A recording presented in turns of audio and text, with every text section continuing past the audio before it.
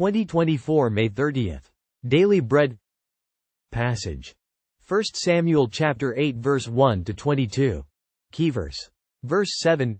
Title: Israel demands a king. When Samuel grew old, he appointed his sons as Israel's leaders. The name of his firstborn was Joel and the name of his second was Abijah, and they served at Beersheba.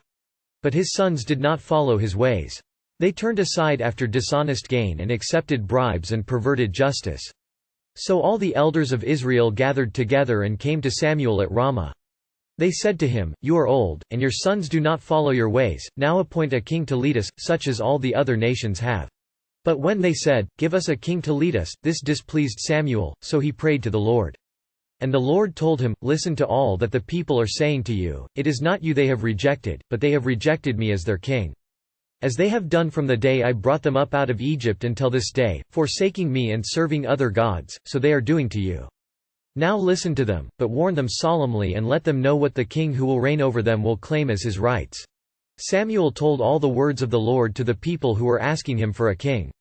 He said, "This is what the king who will reign over you will claim as his rights. He will take your sons and make them serve with his chariots and horses, and they will run in front of his chariots. Some he will assign to be commanders of thousands and commanders of 50s, and others to plow his ground and reap his harvest, and still others to make weapons of war and equipment for his chariots. He will take your daughters to be perfumers and cooks and bakers. He will take the best of your fields and vineyards and olive groves and give them to his attendants. He will take a tenth of your grain and of your vintage and give it to his officials and attendants. Your male and female servants and the best of your cattle and donkeys he will take for his own use. He will take a tenth of your flocks, and you yourselves will become his slaves. When that day comes, you will cry out for relief from the king you have chosen, but the Lord will not answer you in that day." But the people refused to listen to Samuel. "No," they said, "we want a king over us. Then we will be like all the other nations, with a king to lead us and to go out before us and fight our battles." When Samuel heard all that the people said, he repeated it before the Lord. The Lord answered, "Listen to them and give them a king." Then Samuel said to the Israelites, "Everyone go back to your own town." Samuel led Israel as a judge all his life. As he was getting older, he handed over his job to his two sons. However, they failed to follow their father's way to fear God and shepherd the people. The elders of Israel gathered and came to Samuel.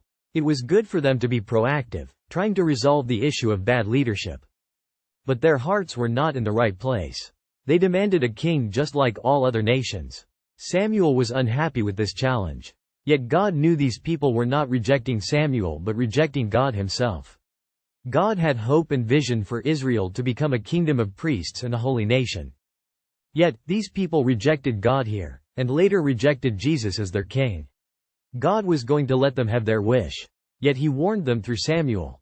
Unlike a judge raised by God to lead his people during a crisis, a king would reign over them.